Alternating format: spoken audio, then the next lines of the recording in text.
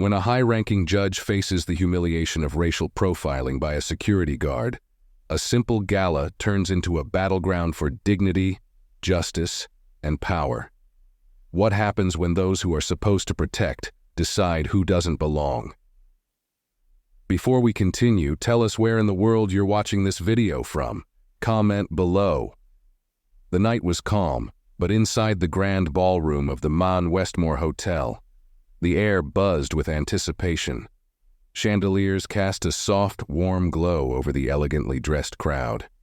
It was the annual Justice Reform Gala, a gathering of the city's most prominent lawyers, judges, politicians, and advocates, all under one roof to celebrate the advancements in law and society. At the far end of the room stood Marcus Reed, his broad shoulders slightly hunched as he scanned the crowd. He had come to this event more out of duty than desire. At 35 years old, he was already a highly respected judge in the state's criminal court, known for his firm but fair rulings and unwavering dedication to justice. His accomplishments were many, but the burden that came with them was heavy. Tonight, like many other social gatherings, felt more like another obligation than an opportunity for joy. Judge Reed adjusted the lapels of his simple black suit, a far cry from the flashy attire worn by many of the guests. He never cared much for appearances, and tonight was no different.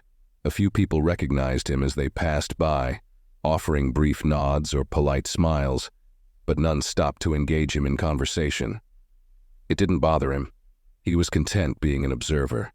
As he surveyed the room, a pang of nostalgia hit him. He remembered growing up in a neighborhood that could hardly be called affluent, where his parents had struggled just to keep food on the table. His father, a factory worker, and his mother, a school teacher, had instilled in him the value of hard work. But it was his grandmother's unwavering faith in him that pushed him to aim higher than the stars. He smiled to himself, remembering the late nights studying by the dim light in their cramped apartment, preparing for law school while his friends took easier paths. It wasn't easy, but every step of the journey had been worth it. Marcus hadn't just become a lawyer, he had ascended to the bench, earning a reputation for his sharp intellect and his unflinching stance against systemic injustices. And here he was, a guest at one of the city's most prestigious events. Yet for all his achievements, Marcus had always felt the invisible weight of his skin. As much as the world around him had evolved, some things had not. He knew the look, the suspicion, the doubt, the unspoken challenge in people's eyes when they realized that the well-dressed, eloquent black man before them held more power than they'd ever imagined. It had happened in courtrooms, in board meetings, in restaurants, and it was something he expected to face for the rest of his life. As he moved towards the refreshments table, Marcus felt eyes on him, though he tried not to pay attention. He grabbed a glass of water and turned to face the room again. It was then that his gaze met that of Brian Hayes, one of the event's security guards. Hayes stood by the door, his posture rigid, and his face twisted into a scowl. Marcus knew that look all too well. Hayes wasn't like the other guards who simply did their jobs with professionalism and courtesy. No, this man's eyes burned with a quiet malice, the kind that Marcus had encountered throughout his career, a mixture of resentment and superiority. Hayes's fingers tightened around the radio on his belt, and he began moving towards Marcus with deliberate, heavy steps. The room felt colder as the distance between them shrank. Marcus could feel the tension rise, but he remained calm, keeping his posture relaxed and his face neutral. "Excuse me," Hayes barked, his voice gruff. "May I see your invitation?" Marcus blinked, mildly surprised by the demand, but not entirely shocked. He glanced around. Several people had noticed the exchange, but no one stepped in. They were content to watch from a distance, as though waiting to see how this would unfold. "I believe I left it with the attendants at the front," Marcus replied, his voice even. Hayes's eyes narrowed. He leaned in closer, his presence almost suffocating. "That's so," he sneered. "Well, maybe you can explain what you're doing here." The words hung in the air, heavy with accusation. Marcus stared at him for a moment, studying the man's face, his sharp jawline, the rigid set of his mouth, and the way his eyes glinted with a sense of superiority. The situation was familiar, but no less frustrating. Marcus had seen this before, someone in a position of minor authority, using it to remind him that despite his accomplishments, despite his status, to them, he was still just a black man who needed to explain his presence. Marcus exhaled slowly, trying to keep his emotions in check. "I'm here for the gala, like everyone else," he said calmly, but his tone held an edge. Hayes snorted, clearly unimpressed. "I didn't ask for a speech. Show me your ID." The demand was insulting, and Marcus felt a wave of anger rise within him. But he had dealt with men like Hayes before. Reacting emotionally would only feed into whatever image this man had already formed in his head. Instead, Marcus reached into his jacket pocket, pulling out his wallet and sliding his ID out for Hayes to see. Hayes snatched the ID from his hand, glancing at it quickly before holding it up as though inspecting it for signs of forgery. His lips twisted into a smirk. "Judge Marcus Reed," he muttered under his breath, but his expression made it clear he didn't believe what he saw. Marcus said nothing, watching the guard closely, his patience thinning with every passing second. The crowd around them was growing, whispers spreading like wildfire as more guests noticed the exchange. Finally, after what felt like an eternity, Hayes handed the ID back, but his face didn't soften. "I don't care who you are," he growled. "You better watch yourself around here." Marcus remained silent as he slipped his ID back into his wallet. He met Hayes's gaze one last time before stepping away. The room buzzed with whispers, but Marcus kept walking, his heart pounding. He had been through this before, and he knew it wasn't over. As he moved farther into the ballroom, one thought gnawed at him. Even here, at a gala celebrating justice, some people would never see past the color of his skin. As Marcus moved away from the tension near the ballroom entrance, his mind stayed on the confrontation with the guard. It was a minor incident, but it carried the weight of years of experience. His instincts told him that Brian Hayes wasn't done with him, not by a long shot. The eyes of prejudice never simply closed. They lurked, ready to pounce at the slightest perceived infraction. Meanwhile, Hayes remained near the entrance, his thoughts swirling. He watched Marcus walk away, his grip still tight on his radio. A part of him itched to follow, to put this man in his place. How dare he talk back like that? Hayes had always prided himself on his ability to read people, and the young man he had just confronted didn't sit right with him. No, Marcus Reed was too calm, too collected, too composed for someone who didn't belong at an event like this. Hayes wasn't stupid. He'd been doing security work for years, and his instincts had never failed him before. But there was something else gnawing at Hayes. The man's name. Marcus Reed. It sounded familiar. It clung to the edges of his memory like a forgotten melody, but his pride wouldn't let him dwell on it. Judge Marcus Reed? Yeah, right. Probably some fake ID or maybe just some no-name lawyer. Either way, he couldn't shake the feeling that this man was trouble. As Hayes stood near the entrance, watching the well-dressed guests mingle, his mind drifted back to his own life. He had grown up in a working-class neighborhood where hard labor was the only way out. His father had been a factory worker, much like Marcus's father, though Hayes's old man had never managed to rise beyond that. His father's life had been filled with bitterness, a bitterness Hayes had inherited. To him, the world was divided into people who belonged and people who didn't. And Hayes had always known where people like Marcus fit in his world. It was this deeply ingrained belief that spurred Hayes into action. His job wasn't just to keep the place secure, it was to ensure that no one who didn't belong got too comfortable. And Marcus Reed looked far too comfortable. There was something about his quiet confidence, the way he carried himself, that irritated Hayes more than anything else. Who did he think he was? Walking in like he owned the place. As Hayes kept his eyes on Marcus, another guard approached him, raising an eyebrow. "Everything all right?" the man asked. "Yeah, everything's fine," Hayes grumbled, barely concealing his frustration. "Just had to remind someone of the rules." The other guard nodded, but there was hesitation in his expression. "You sure? Looked like you were about to tear that guy apart." Hayes gave a tight smile. Just doing my job, like always." But even as the words left his mouth, Hayes could feel the unease growing in his chest. He knew he had crossed a line. His job wasn't to target guests, especially not ones who had every right to be there.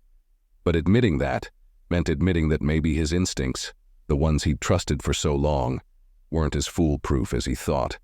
Over the next hour, Hayes tried to push the incident out of his mind. He shifted his focus to the other guests, keeping an eye on anyone who seemed out of place, but his thoughts kept circling back to Marcus Reed. He didn't like that he couldn't shake it off. It was almost as if Marcus had gotten under his skin with that calm demeanor of his. Judge Marcus Reed. The name floated through his thoughts again. Why did it sound so familiar? Hayes glanced around the room, taking in the opulence of the gala. He had worked security at many such events, watching the city's elite from the sidelines. There were the usual faces: lawyers, business people, politicians. People Hayes recognized from his years on the job. But none of them had ever unsettled him like Marcus. And then, out of the corner of his eye, he saw Marcus again. The young man was standing near the edge of the ballroom, engaged in conversation with two older men. Hayes couldn't hear what they were talking about, but it didn't matter. His anger simmered just beneath the surface. How could this man, this nobody, stand there so confidently, talking to these men of obvious importance? And more than that, why did it bother him so much? As Marcus laughed lightly at something one of the men said, Hayes felt his anger spike. The world was unfair, no doubt about it. He had worked his whole life busting his back to get to where he was now. And yet here was Marcus, walking around as if he belonged in these circles, as if he didn't have to prove himself at every turn. That thought festered in Hayes's mind, and the longer he stared at Marcus, the more it consumed him.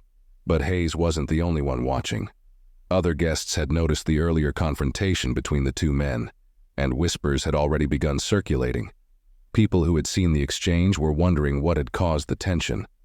Some had started putting the pieces together, recognizing Marcus from his television appearances or his courtroom fame. The realization that the man Hayes had confronted was Judge Marcus Reed was slowly beginning to spread, and with it, the tension in the room began to shift. Unbeknownst to Hayes, the walls were closing in around him. As Hayes's eyes locked on Marcus once more, he made a decision. He wasn't going to let this slide. Not tonight. Not in front of all these people. He turned and started walking toward Marcus, his expression hard and unyielding. This time he wasn't going to ask for an invitation. This time, he was going to make it clear that Marcus didn't belong. Marcus was mid-sentence when he noticed Hayes approaching again. The guard's posture was even stiffer than before, his face a mask of controlled anger. The conversation Marcus had been having with the two older gentlemen, both prominent figures in the city's legal community, faded into the background as Hayes's presence grew larger. Marcus knew what was coming. The situation had escalated, not because of anything he had done, but because of what he represented in Hayes's eyes. He was ready, but he wasn't sure how this would play out. "Excuse me," Hayes interrupted, not bothering with the pretense of politeness. The two men Marcus had been talking to looked surprised but stepped aside, sensing the tension. Hayes glared at Marcus, and for a moment, it seemed like the entire room had gone silent, waiting to see what would happen next. The guests closest to the scene exchanged uneasy glances, whispering to one another. Marcus could almost feel their eyes on him, watching the interaction as if it were some kind of performance, their curiosity outweighing their concern. "I told you to watch yourself," Hayes growled, his voice low but menacing. "This isn't the kind of place you can just waltz into without permission." Marcus's jaw tightened, but he remained calm. "I'm not sure what you think is happening here, but I've shown you my identification, and I have every right to be here." Hayes took another step closer, the tension between them now palpable. "You think I don't know your type? You people think you can do whatever you want just because you've got some title or fancy degree. But it doesn't change what you really are." The words hung in the air, heavy and laced with venom. Marcus could feel the weight of every eye in the room pressing down on him. He had dealt with men like Hayes before, people who believed they had the power to decide where he belonged. He had fought this battle time and time again, in courtrooms, in boardrooms, and on the streets. And tonight, he would fight it once more. "I'm not here to cause trouble," Marcus said, his voice firm but controlled. "I'm here to attend an event just like everyone else in this room." Hayes sneered, his eyes flicking around the crowd as if seeking some sort of validation. "Maybe you're right," he said, his tone mocking. "Maybe you do have a right to be here, but that doesn't mean you belong here." Marcus felt a flicker of anger rise within him, but he kept it in check. He had learned long ago that reacting with emotion only gave people like Hayes what they wanted, proof that he didn't belong, that he wasn't in control. But this was different. This wasn't just about him. This was about the principle, about standing up for what was right. "I'm not going anywhere," Marcus replied, his voice steady. "I've been invited to this event and I plan to stay." The crowd around them had grown, and now more people were watching. Some were guests at the event, while others were members of the staff, whispering to each other in hushed tones. A few faces in the crowd looked familiar, colleagues from the legal world, people who knew exactly who Marcus was. But none of them stepped in. None of them spoke up. Hayes took another step forward, his body language aggressive. "You think you're better than me, don't you? You think that just because you're wearing a suit and talking fancy, you can walk in here and look down on me?" Marcus remained calm, though his heart was pounding. He could feel the storm brewing within Hayes, the man's insecurities boiling over into rage. Hayes wasn't just angry at Marcus for being here. He was angry at everything Marcus represented. And now, with the crowd watching, Hayes had to prove himself. "Don't do this," Marcus said quietly, his voice firm but measured. "There's no reason for this to go any further." Hayes's hand shot out, grabbing Marcus by the arm with a roughness that shocked the crowd into silence. A few gasps escaped from those closest to the confrontation. The grip was tight, too tight, an unnecessary display of force meant to send a message. Marcus could feel the pressure on his arm, but more than that, he could feel the eyes of everyone around him. The whispers had stopped, replaced by a heavy, uncomfortable silence. "You're leaving," Hayes said, his voice low and threatening. "Now." Marcus didn't move. He could feel the tension in his muscles, his body instinctively bracing against the aggression. He had been here before, in situations where compliance was demanded, not out of justice, but out of a need for control. But this was different. He wasn't a scared young man facing down the system anymore. He was Judge Marcus Reed, a man who had spent his entire career fighting for justice. Without raising his voice, Marcus spoke. "Take your hands off me." The words were quiet but powerful, each one landing with the force of authority. Hayes hesitated for a split second, but his pride wouldn't let him back down. His grip tightened. "What's the problem here?" A voice cut through the silence, sharp and clear. Both Marcus and Hayes turned toward the sound. Standing there, just steps away, was Hasnia Victor Townsend, the senior partner at one of the most prestigious law firms in the city, and a man whose influence extended far beyond the legal world. Townsend's expression was one of controlled anger, his eyes flicking between Marcus and Hayes as he took in the scene. "Brian, what the hell are you doing?" Townsend asked, his voice cold. Hayes opened his mouth to speak, but Townsend cut him off with a wave of his hand. "Do you know who this man is?" he asked, his voice carrying throughout the now silent room. "This is Judge Marcus Reed, one of the most respected men in this city, and you just put your hands on him." The blood drained from Hayes's face as the realization of what he had done finally began to sink in. His grip on Marcus loosened, and for the first time he seemed uncertain. Marcus, still calm, gently pulled his arm free from Hayes's grasp and stepped back. He looked at Townsend and gave a brief nod of thanks, but his gaze quickly shifted back to Hayes, who was now standing frozen, his eyes wide with a mixture of fear and disbelief. Townsend took a step forward, his voice low but dangerous. "You need to leave. Now." Hayes hesitated for a moment, his pride battling with the dawning realization of what he had done. But the power dynamic had shifted, and he knew it. Slowly, almost reluctantly, he turned and began walking away. His shoulders slumped and his face flushed with shame. The crowd began to murmur, the tension in the room slowly dissipating as Hayes disappeared from view. Marcus stood there, his heart still racing but his composure intact. He had won this battle, but he knew the fight was far from over. As Hayes disappeared from sight, Marcus stood still, his mind swirling with emotions.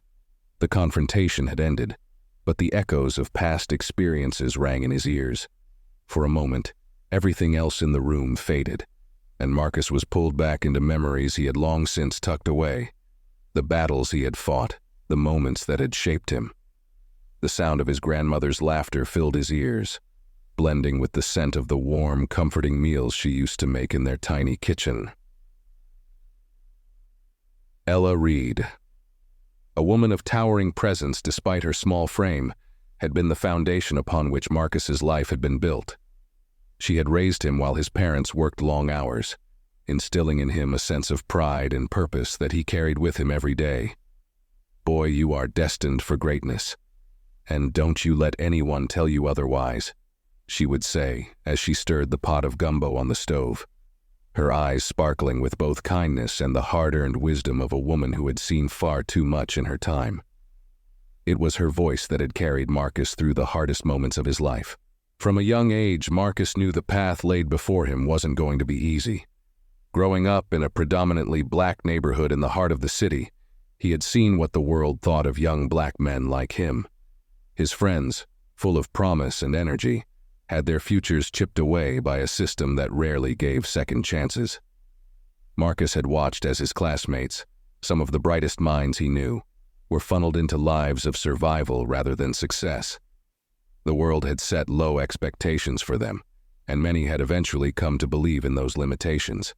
But Marcus refused to be defined by those expectations. His grandmother's words played in his mind every time he encountered someone who told him that he couldn't. Every time a teacher gave up on him too soon, or a coach didn't believe he had the discipline to make it, he remembered what his grandmother had said. He carried that belief with him like a shield, protecting himself from the constant barrage of doubt thrown his way. It wasn't just external forces he had to fight against. It was his own self-doubt, those moments of quiet reflection where he questioned whether he could truly break free from the world that had shaped him. He had seen what happened to those who didn't make it out, those who had fallen into cycles of poverty, violence, and systemic oppression. But every time Marcus felt that creeping uncertainty, he heard his grandmother's voice, saw the pride in her eyes, and pressed on. Marcus had always known he wanted to go into law. Even as a child, he had been fascinated by the idea of justice, what it meant, how it was defined, and who it served. But as he grew older, he also saw the many ways the justice system failed people who looked like him. In his teenage years, he had watched helplessly as one of his closest friends. Andre was arrested and sentenced to an unfair prison term for a crime Marcus knew he didn't commit. The evidence had been flimsy, but the system had been quick to condemn. That was the moment everything changed for Marcus. He realized that if he wanted to see true justice, he couldn't wait for someone else to deliver it. He would have to fight for it himself. As Marcus wrestled with his memories, Hayes sat alone in the security office, his mind spinning with confusion and anger. The confrontation with Marcus had not gone as planned. He had thought he had the situation under control, but now everything was slipping through his fingers. The sinking feeling in his chest reminded him of his own childhood, his father's rough voice echoing in his ears. Howard Hayes had been a man of strict discipline and rigid beliefs, a factory worker who saw the world in black and white. To Howard, life was a struggle, and you had to take what you could before someone else took it from you. He had taught his son that there were people who belonged, and people who didn't. Brian had grown up hearing his father's bitter rants about how the world had changed for the worse, how those people were coming in and taking what wasn't theirs. He never questioned it as a boy. It was the only perspective he had known. His father's anger at the world had seeped into every corner of their home, infecting Brian in ways he hadn't understood until much later. As a teenager, Brian struggled with his own anger. School had never come easy to him, and he found himself clashing with teachers and classmates.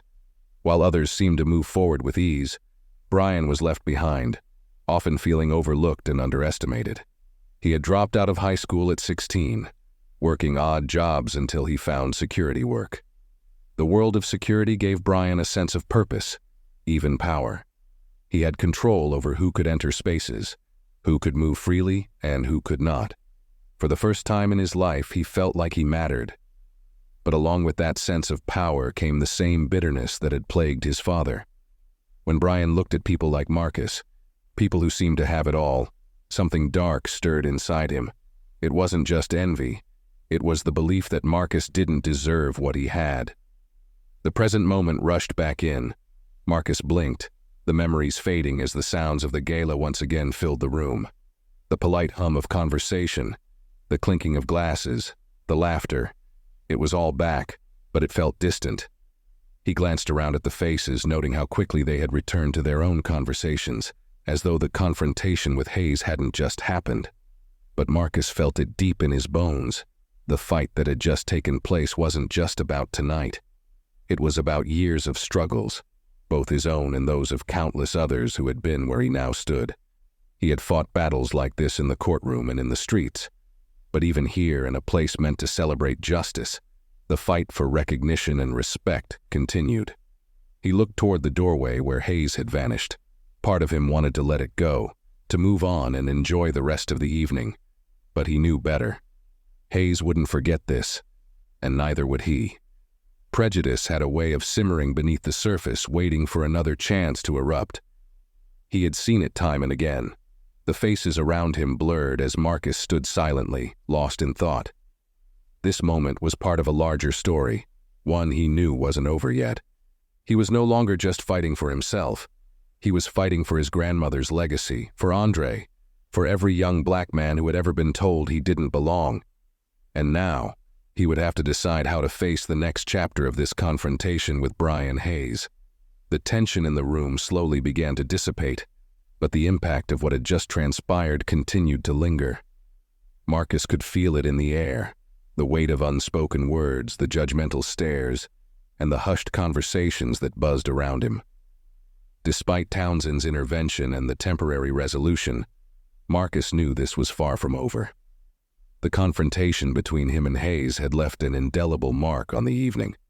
As Marcus turned back to rejoin the conversation with the two older men he had been speaking to before the incident, he noticed how their expressions had shifted. They still smiled politely, but their eyes betrayed a mix of discomfort and curiosity. It was as though they didn't quite know what to say, unsure of how to address the situation. One of the men, Judge Allen, an older colleague who had mentored Marcus early in his legal career, cleared his throat awkwardly. "Marcus, that was something. Are you all right?" Marcus forced a small smile, though inside the frustration churned. "I'm fine, Judge Allen. This kind of thing happens more often than people think." Judge Allen nodded, though his face was lined with concern. He glanced over Marcus's shoulder toward the door where Hayes had disappeared. "I don't know what's gotten into these security people. I'll make sure to mention this to the event organizers." The other man, Charles Anderson. A prominent lawyer known for his high-profile corporate cases, seemed less certain. He shifted uncomfortably, his eyes darting around the room. "It's unfortunate, really," Charles said, his tone guarded. "But maybe it's better to just let it go. No need to make this situation bigger than it already is." Marcus tensed at the words, the subtle insinuation that speaking up would cause more harm than good. It was the same sentiment he had heard time and time again from people who preferred the safety of silence over the discomfort of confrontation. But he wasn't surprised. Charles Anderson had always been the kind of man who avoided controversy, especially when it threatened his own comfort. "I appreciate the concern, Charles," Marcus replied evenly, his gaze steady. "But staying quiet is what lets situations like this continue to happen." Before Charles could respond, a woman approached Marcus. Rebecca Davis, a reporter for one of the city's most respected newspapers, had been mingling with the guests when the confrontation took place. Now she looked at Marcus with a mixture of concern and professional curiosity. "Judge Reed," she began, her voice low but urgent, "I saw what just happened. Would you mind giving a statement? I think this is something people need to hear about." Marcus regarded Rebecca for a moment, weighing his options. On one hand, he had always been careful about how he handled public incidents like these. As a judge, his role required him to maintain a certain level of composure and impartiality, especially when it came to matters that could become highly publicized. But on the other hand, this wasn't just about him. It was about the larger issues at play: systemic racism, unchecked bias, and the abuse of authority. Ignoring it would send the wrong message. "I appreciate your interest, Rebecca," Marcus said, choosing his words carefully. "But I'm not sure now is the time to make a public statement. I'm still processing everything that happened." Rebecca's brow furrowed, but she nodded, sensing his reluctance. "I understand. But if you change your mind, I'd love to sit down and discuss it. I think people need to hear stories like this, especially from someone in your position." Marcus offered her a polite nod. "I'll keep that in mind. Thank you." As Rebecca moved away, the air around Marcus felt thick with tension. He could sense the growing interest in what had transpired. The crowd was still buzzing with murmurs, and though no one approached him directly, he could feel their eyes on him, curious and speculative. Meanwhile, in the shadows of the ballroom, Hayes was pacing the hallways near the back of the hotel, his mind racing. He had fled the room to avoid the fallout, but the humiliation of the situation weighed on him heavily. How had it spiraled out of control so quickly? How had he, in a moment of trying to assert his authority, ended up being the one on the defensive? The realization that he had physically grabbed a prominent judge, a man who was not only respected but famous in legal circles, was beginning to sink in. Hayes had messed up and he knew it. But instead of feeling remorse, a wave of anger and resentment coursed through him. It wasn't his fault, he told himself. Marcus had challenged him, had dared to stand there as though he belonged. It was Marcus who had forced his hand, not the other way around. Still, as Hayes continued to pace, the fear gnawed at him. What if Marcus filed a complaint? What if this became a public issue? He couldn't afford to lose his job. Security work was all he had known for years. And even though his position wasn't glamorous, it was stable. If word of this confrontation got out, it could ruin him. He could already imagine the headlines. "Security guard accosts renowned black judge." Hayes clenched his fists, trying to push the thought away. He needed to get ahead of this before it spiraled any further. As he made his way back toward the staff office, he overheard two other security guards whispering in low voices. They had clearly witnessed the scene with Marcus and Hayes, and were now discussing it with a sense of unease. "You saw what happened, right?" one guard whispered. "That was Judge Reed. The guy's on TV all the time. Brian's in deep trouble for that." "Yeah," the other replied, his tone worried. "I mean, how do you not recognize him? Everyone knows who he is." Hayes felt a wave of dread wash over him as he slipped past them, unnoticed. His stomach churned with a mixture of fear and rage. He knew the guards were right. If this went public, his career was as good as over.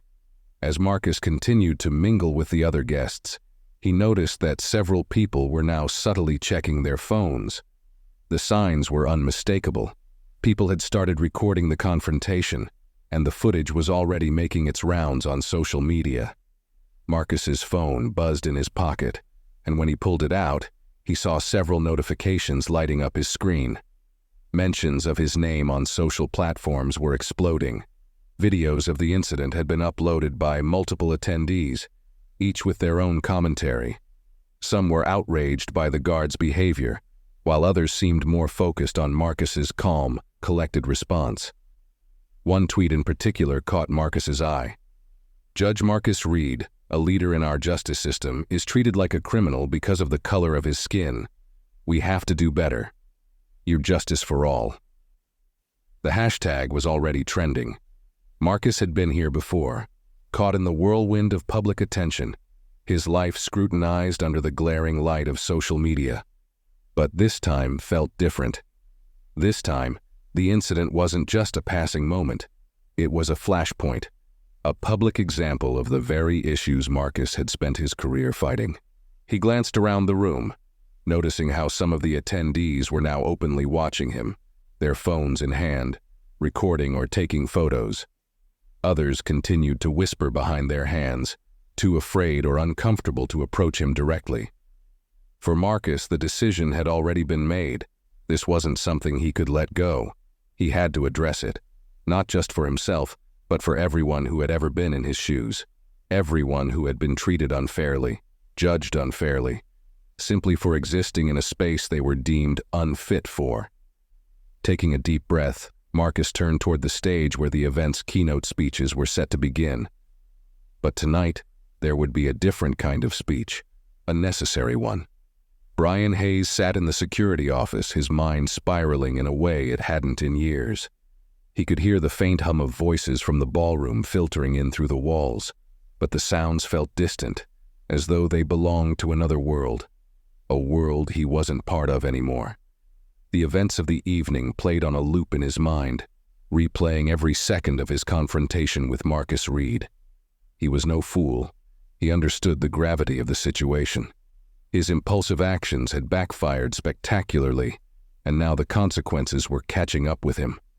Brian clenched his fists tightly, his knuckles turning white. The same anger that had fueled his entire interaction with Marcus was now directed inward, searing him from the inside out. For years, Hayes had lived by an unspoken code, one that had been ingrained in him since childhood. His father, Howard, had been a hard man, unforgiving, angry, and always looking for someone to blame.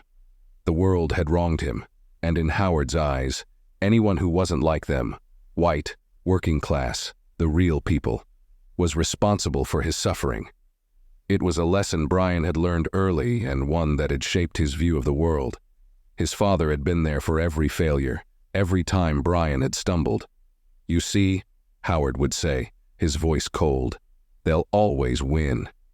They've got the system rigged, but you don't let them push you around, you hear me? Don't ever let them think they're better than you." Brian's failure to finish school, his struggles to hold down a steady job, his eventual entry into security work, it had all been tainted by the bitterness his father had planted in him.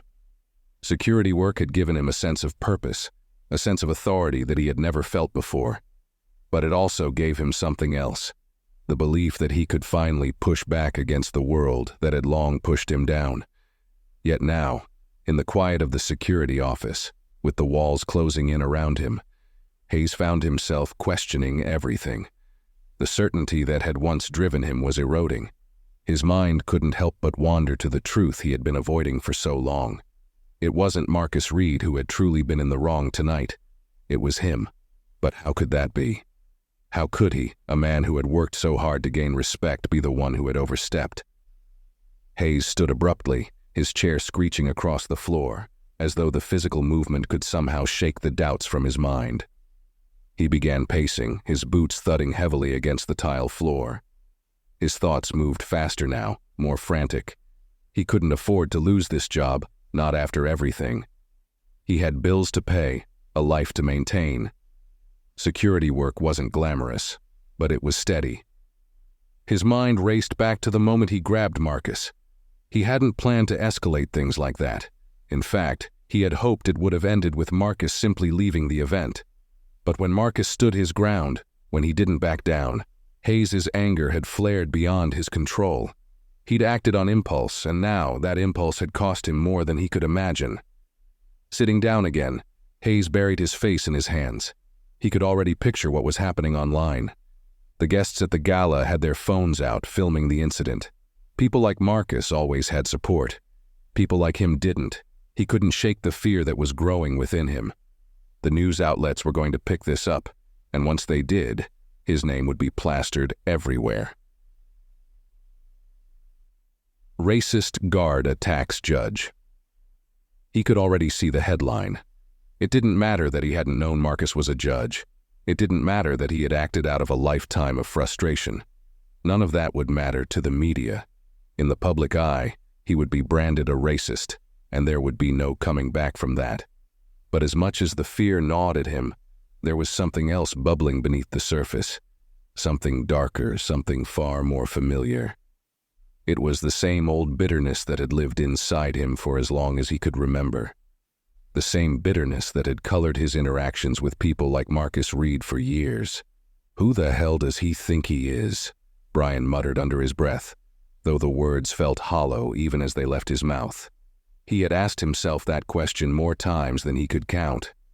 Every time a person of color had come through his checkpoints with an air of confidence or authority, every time someone like Marcus had shown no fear in the face of his scrutiny, the bitterness rose to the surface, uncontainable.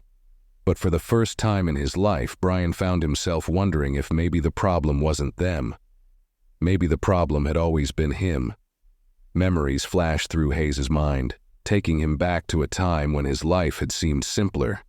He remembered being a young boy, no older than 10, running through the fields behind their house with his younger sister, Lena.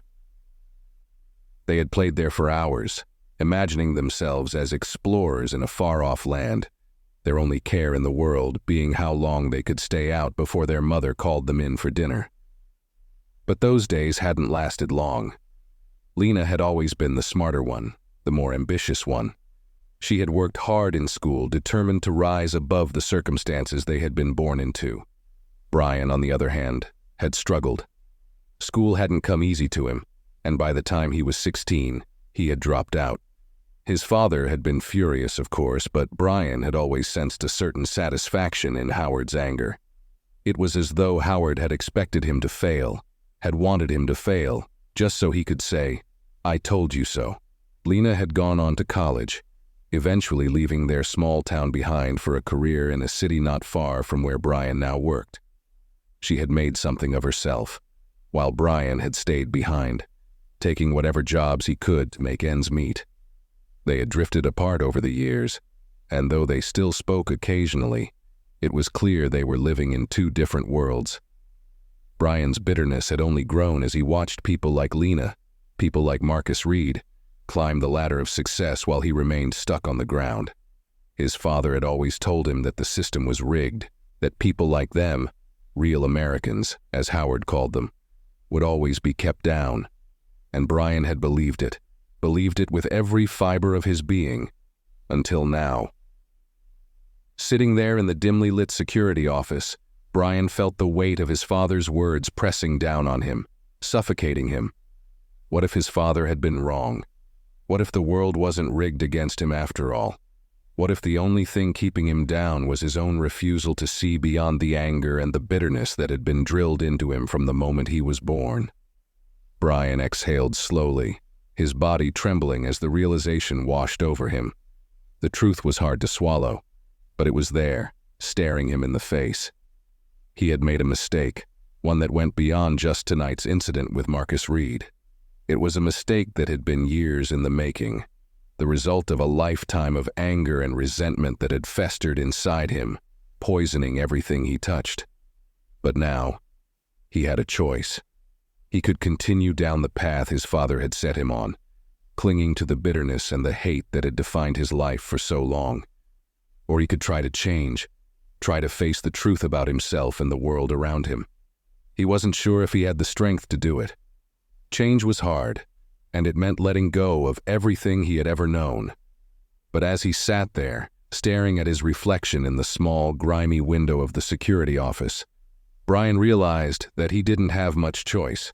The world was changing, whether he liked it or not, and if he didn't change with it, he would be left behind, just like his father had been.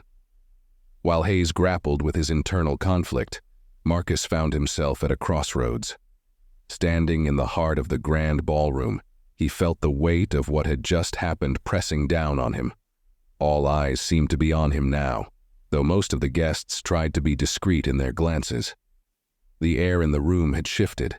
It was thicker, laden with an unspoken tension. Marcus's phone buzzed again in his pocket, and though he didn't check it immediately, he knew what it meant. The incident was gaining traction online, and the world outside this ballroom was already forming its opinions. He could sense the tide building, a wave of public scrutiny that would soon crash down on this event, on the security company, and inevitably on Brian Hayes. Marcus had always been aware of the scrutiny that came with his position as one of the few black judges in the city. He had fought hard to earn his seat on the bench, not just for himself, but for the countless others who looked up to him, who saw his success as proof that they too could rise above the barriers placed in their path. And now, here he was. Again. A situation that should never have occurred, yet one that felt all too familiar. Rebecca Davis, the reporter who had approached him earlier, lingered at the edge of the crowd, her notepad and phone in hand. She was watching him closely, waiting for a sign, any indication that he was ready to speak out. She wasn't the only one. Several other reporters had now entered the room, drawn by the growing buzz around the incident. Marcus sighed. He could sense what was coming, and part of him longed to retreat from it all, to let the media handle it as they always did. But something stopped him. This wasn't just about him. This was about the bigger picture, the broader issue that had reared its ugly head once again. If he remained silent, it would be as if he was accepting that this kind of behavior was tolerable, and that he could never do. Marcus took a deep breath and turned toward the stage. The speeches for the evening had been scheduled to begin soon, but he knew what had to happen first. He had to address this. He approached the stage, his steps measured and deliberate. As he did, the murmurs in the crowd began to die down, the guests realizing what was happening. All eyes were on him now, watching with a mixture of anticipation and curiosity. Even the event organizers, who had been caught off guard by the earlier confrontation, seemed unsure of how to proceed. Marcus climbed the small set of stairs leading to the podium and stood behind it for a moment, allowing the room to settle. The silence that followed was almost deafening. His gaze swept across the sea of faces, and he could see the discomfort in many of their eyes. This was not the speech they had come for, but it was the one they needed to hear. "Ladies and gentlemen," Marcus began, his voice calm but resolute, "I know tonight is meant to celebrate the advancements we've made in the pursuit of justice and reform, and I believe those are things worth celebrating. But before we continue, there is something we need to address."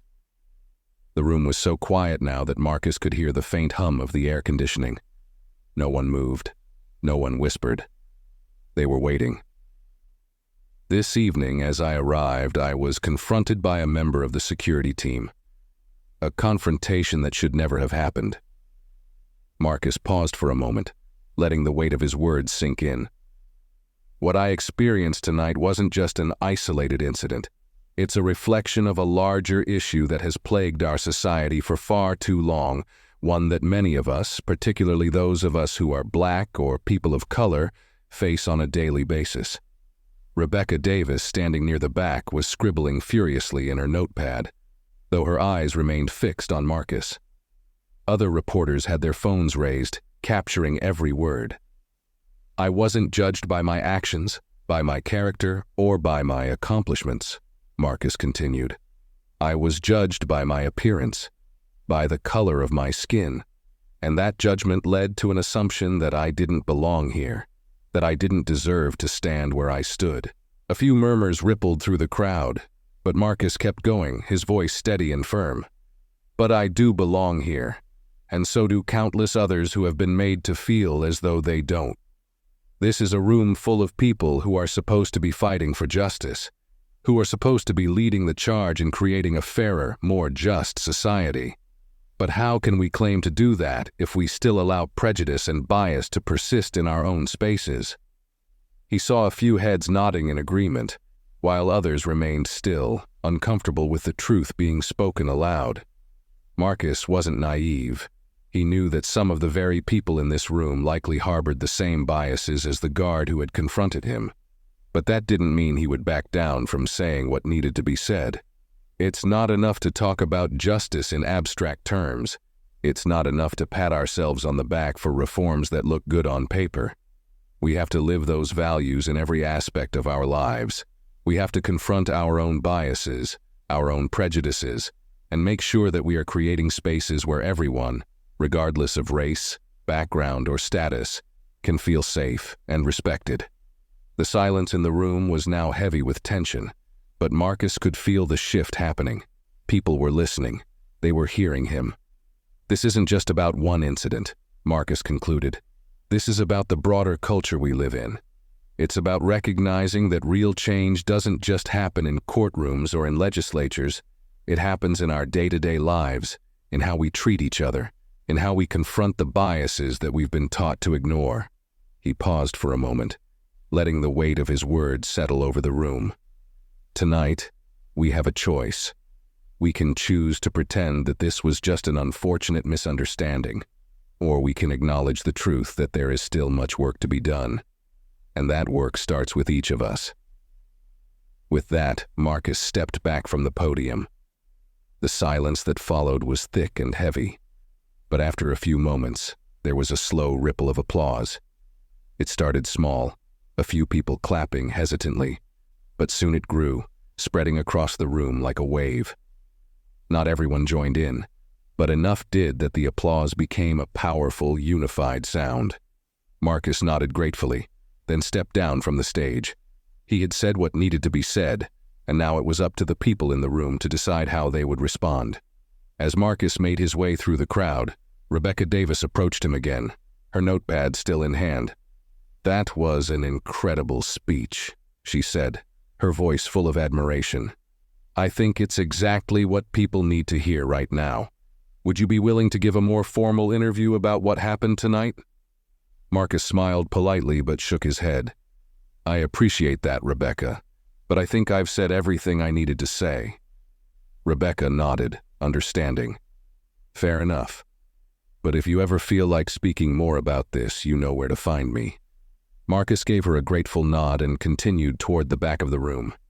He had no desire to stay any longer than necessary. The weight of the evening was starting to press down on him, and he knew that the real battle would begin tomorrow. The media would pick up the story, and the security company would undoubtedly come under scrutiny. There would be fallout, but Marcus had been through enough of these situations to know how to handle it. As he neared the exit, his phone buzzed again. This time, he pulled it out and glanced at the screen. His inbox was flooded with messages from colleagues, friends, even strangers who had seen the incident online. The support was overwhelming, but Marcus couldn't help but feel a sense of exhaustion. He appreciated the solidarity, but he also knew that the work was far from over. Just as he was about to slip out of the ballroom, he heard a voice behind him. "Judge Reed." Marcus turned to see Victor Townsend, the senior partner who had intervened earlier, approaching him. Townsend's expression was one of regret and concern. "I wanted to apologize again for what happened tonight," Townsend said, his voice heavy. "That should never have happened. We're going to make sure that the security company is held accountable." Marcus nodded, though he wasn't particularly interested in assigning blame at this moment. "I appreciate that, Victor. But this is about more than just one person or one company. It's about the culture that allows this kind of thing to happen in the first place." Townsend nodded, his expression somber. "You're right, of course. We have a lot of work to do." Marcus gave him a brief smile before turning to leave. As he walked out of the ballroom and into the cool night air, he couldn't help but think about the long road ahead. Tonight had been just one incident in a lifetime of similar moments, but he knew that each time he stood up, each time he spoke out, he was making a difference, slowly but surely. And that, he reminded himself, was why he did this work in the first place. The following morning, Marcus woke to the sound of his phone buzzing incessantly on the bedside table. He groaned, rubbing his temples as the events of the previous night rushed back to him. Despite his best efforts to relax after leaving the gala, sleep had not come easily. He had replayed the incident with Hayes in his mind over and over, each time feeling the familiar mix of frustration, anger, and exhaustion that came with these kinds of confrontations. Glancing at the phone screen, he saw dozens of notifications lighting up. Missed calls, text messages, and emails. It seemed the story had already spread far beyond the walls of the Westmore Hotel. He sighed deeply before picking up the phone. The first message was from his assistant, Clara. Judge Reed, I've been contacted by several media outlets this morning. They're all looking for a comment on what happened last night. I've also received a call from the Chief Justice's office. They're concerned about how this incident will reflect on the judiciary. Please advise on how you'd like to proceed. Marcus rubbed his face, feeling the weight of the situation settling heavily on his shoulders. He had expected fallout from the incident, but he hadn't fully anticipated how quickly it would snowball. The media attention was to be expected, but the call from the Chief Justice's office was a reminder of the tightrope he constantly walked. Being one of the few black judges in such a high-profile position meant that his every move was scrutinized.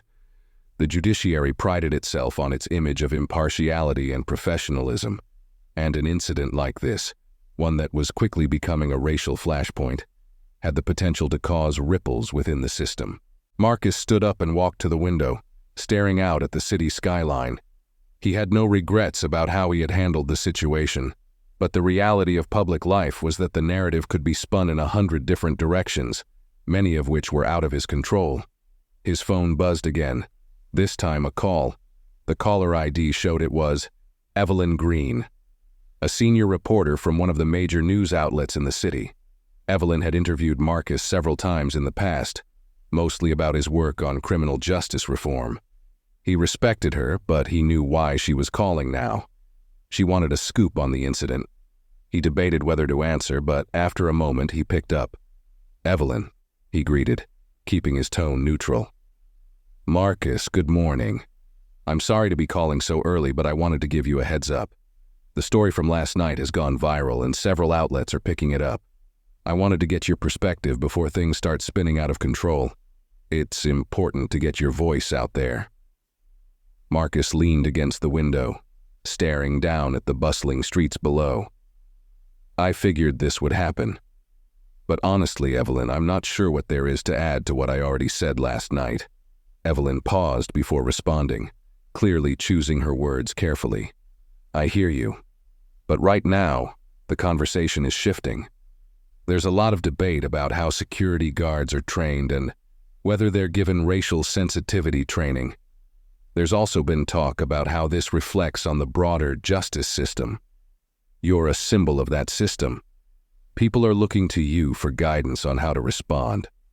Marcus closed his eyes briefly. Of course, the incident wasn't going to stay confined to what had happened between him and Hayes. It was now becoming part of the larger national conversation on race, power, and authority.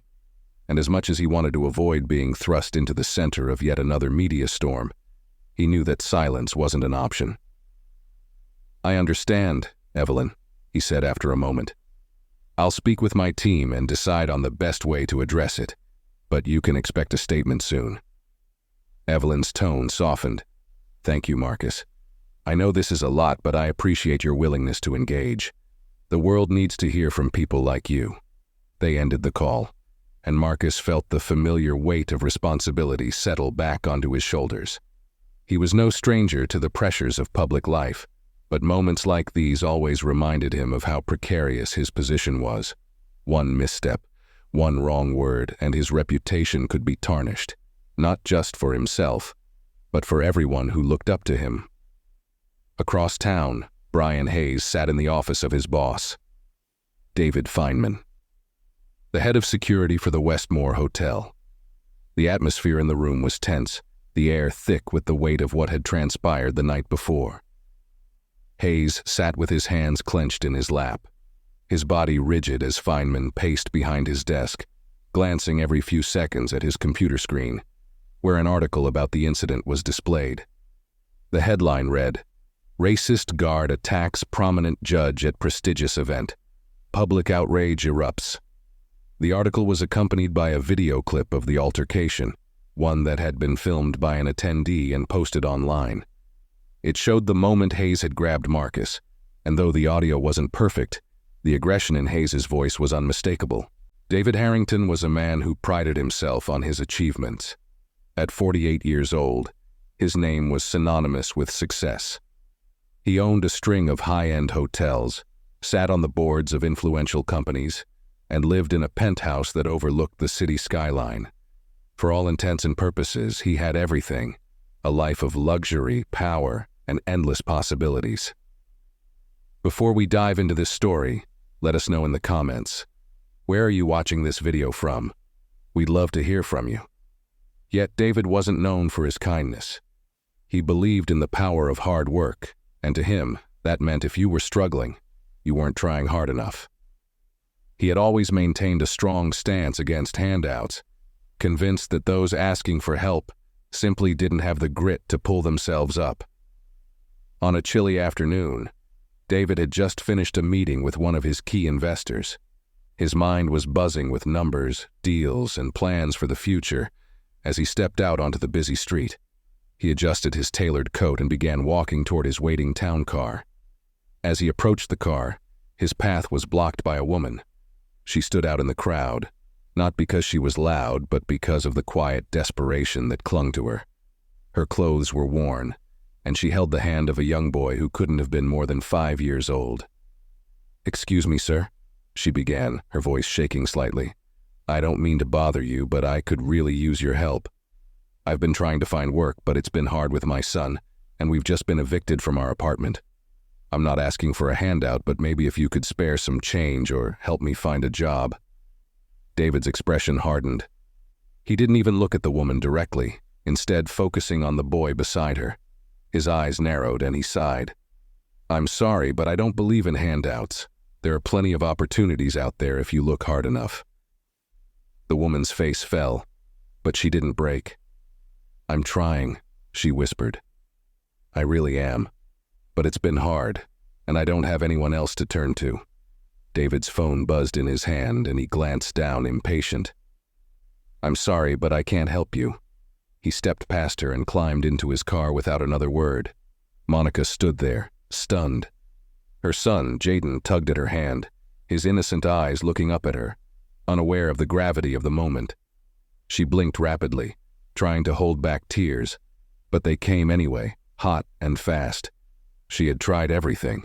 Applying for jobs, asking friends for help, selling what little she had left. But nothing seemed to work. She was a single mother, a black woman fighting an uphill battle in a world that didn't seem to care about her struggles. Every door had been slammed in her face, and David Harrington had been no different. She had heard about his wealth, about the countless businesses he owned, and had thought that maybe, just maybe, he would have the heart to lend a hand. But she was wrong. With a deep breath, she wiped her tears quickly before her son could see. She had promised herself she wouldn't cry in front of him.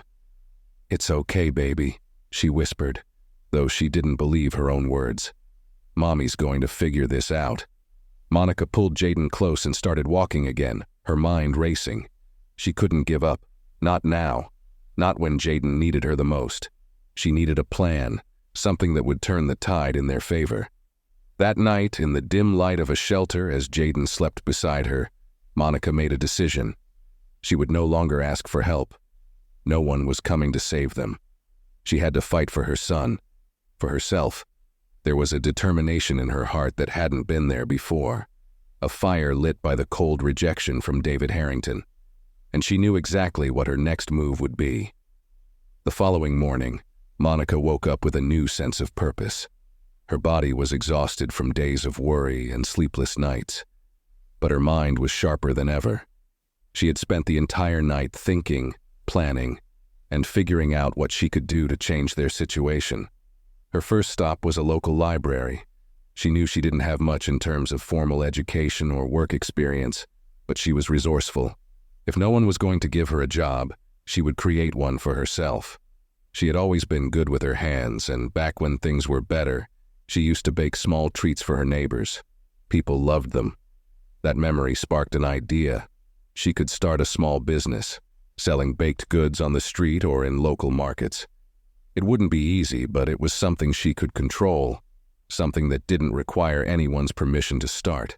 Monica spent hours researching recipes, business licenses, and what little savings she had left.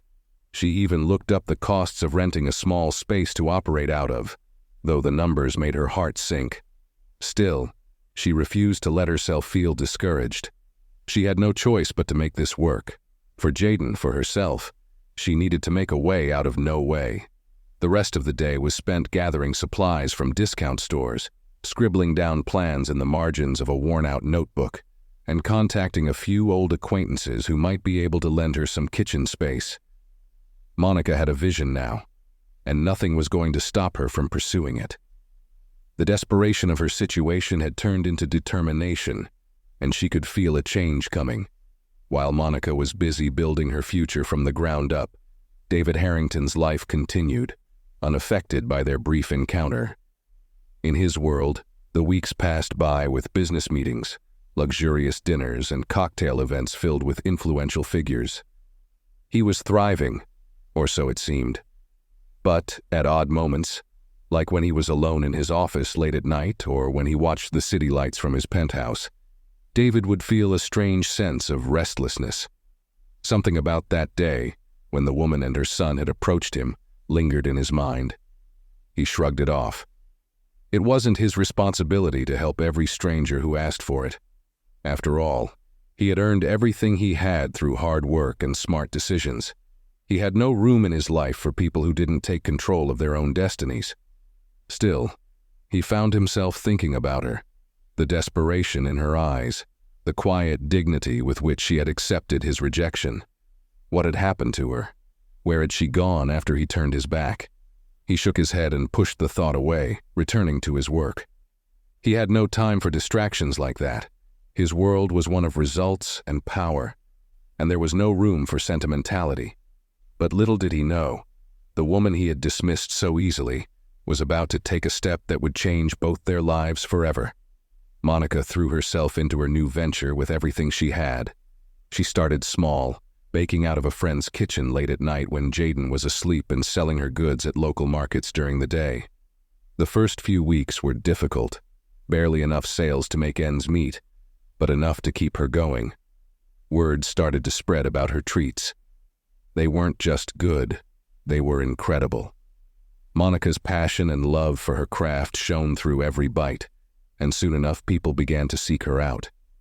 Her small stand became a regular stop for locals who appreciated not just the food, but her determination. She named her business Jaden's Treats after her son, hoping that one day it could grow into something that would give him a better life. As the weeks turned into months, things slowly began to change. Monica found a small cafe that agreed to sell her baked goods on consignment. It wasn't a huge deal, but it was a step up, and it brought in enough income to stabilize her and Jaden's living situation. She moved out of the shelter and into a modest apartment. Despite her exhaustion, Monica felt a deep sense of pride. For the first time in a long time, she wasn't just surviving, she was building something, and all of it was for her son, who had been her motivation from the very start. Months passed, and David Harrington continued his life of wealth and privilege. His business was booming, and his social calendar was full of high-end events and meetings with powerful figures. On the surface, everything was perfect. But that sense of restlessness persisted. No matter how much he achieved, how many deals he closed, or how much wealth he accumulated, David couldn't shake the feeling that something was missing. The encounters he had with the people outside of his inner circle, those who struggled, began to weigh on him. The memory of that woman and her son still gnawed at the edges of his mind. One day, while reading through the local business news, David's attention was caught by a headline: "Local Black single mother launches thriving bakery business after facing homelessness." The article featured none other than Monica and her business, Jaden's Treats. David stared at the photo of Monica, standing proudly in front of her small bakery stall with her son by her side, a warm smile on her face. The article detailed her story of resilience, how she had gone from homelessness to becoming a successful entrepreneur in just a few short months. He felt his chest tighten. This was the same woman he had refused to help that rainy afternoon. She had come to him, desperate for a lifeline, and he had coldly turned her away. And yet, despite his refusal, she had not only survived but thrived. The article praised her determination, her grit, and how she had single-handedly changed her and her son's future. David's mind raced. How had this woman who had nothing achieved so much in such a short time? He had been so quick to dismiss her, to judge her situation without offering so much as a second thought. Now, here she was, proving him wrong. The realization hit him harder than he expected. Monica didn't need his help after all. But why did that make him feel so unsettled? David couldn't shake the unsettling feeling that came with reading about Monica's success. He sat in his office, the article still open on his screen, staring at her picture. She had done it without him. In fact, she had done it despite him. The woman he had dismissed with barely a thought had turned her life around, and in doing so, had exposed a truth about himself he didn't want to face. He wasn't the man he thought he was. For years, David had prided himself on his self-made success. He had believed that wealth and privilege came only to those who earned it, those who worked for it. He had told himself that people like Monica were a product of their own choices, people who simply hadn't worked hard enough or weren't smart enough to escape their circumstances. And yet, here she was, proving him wrong in every possible way. The realization was like a blow to his pride. He had turned away from her, refusing to offer help when she needed it most. But instead of letting his rejection define her, she had pushed forward, not just for herself, but for her son. David felt something shift inside him. The wealth, the deals, the endless meetings. It all suddenly seemed so hollow. What had all his success been for, if not to help others? He had the resources, the power, the ability to make a difference, yet he had chosen indifference. That realization weighed on him like an anchor, and for the first time in years he felt truly ashamed. David knew he had to do something. He couldn't let his coldness that day be the end of the story. He owed her an apology, but more than that, he wanted to help. Not because she needed it, clearly she didn't, but because Habe needed to make things right. A few days later, David found himself standing outside a small cafe that sold Monica's baked goods. He wasn't sure what he was doing there, or even what he would say if he saw her. All he knew was that he needed to see her again, to acknowledge what he had done and offer her something, anything to make amends. He stepped inside, and the aroma of fresh-baked pastries filled the air. Behind the counter, Monica was busy, laughing with a customer as she packaged up a small box of treats. She looked different now, stronger, more confident. The weight of her struggles was still there in her eyes, but now there was also a light, a sense of triumph that hadn't been there before. David hesitated, feeling a lump form in his throat. He had faced down the toughest boardrooms, negotiated multi-million-dollar deals, yet standing here, in front of the woman he had once refused, he felt nervous. He approached the counter, his heart pounding in his chest. Monica looked up as he neared, her smile faltering as recognition dawned on her face. "You," she said softly, her voice a mix of surprise and something else. Disappointment, maybe. "I remember you." David swallowed, his mouth suddenly dry. I'm sorry," he stammered, the words tumbling out before he could stop them. "I was wrong. About you. About everything." Monica said nothing, just stared at him, waiting. David shifted awkwardly, unsure of what to say next. "I read about your business," he continued, trying to gather his thoughts. "You've done amazing things, and I want to help." Monica crossed her arms, her expression unreadable. "Help?" she echoed, her tone cool. "Like you wanted to help me that day?" David winced. "I know. I wasn't thinking. I judged you and I shouldn't have. You asked for help and I turned you away, and I've regretted it ever since." For a long moment, Monica didn't respond. The tension between them was palpable, and David felt every second stretch out painfully. Finally, she sighed, her eyes softening just a little. "I didn't need your help then," she said quietly, "and I don't need it now." David nodded, feeling the sting of her words but understanding their truth. I know. You've proven that you're more than capable on your own. But I want to do something, anything, to make up for how I treated you." Monica stared at him for a moment longer, then shook her head. "I didn't do this to prove anything to you. I did it for my son. To show him that no matter how hard life gets, you don't give up." David lowered his gaze, feeling the full weight of her words. "I know," he said softly. "But if there's ever anything I can do, I want you to know that I'm here." Monica looked at him carefully, then gave a small, almost imperceptible nod. "Maybe," she said. "Maybe someday."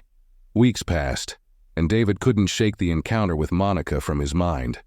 Every now and then he would check in on her business, always from a distance, watching as it continued to grow. Jaden's Treats was becoming a local favorite, gaining more recognition in the community, and Monica's success only seemed to strengthen with each passing day. For David, seeing Monica thrive was both humbling and inspiring.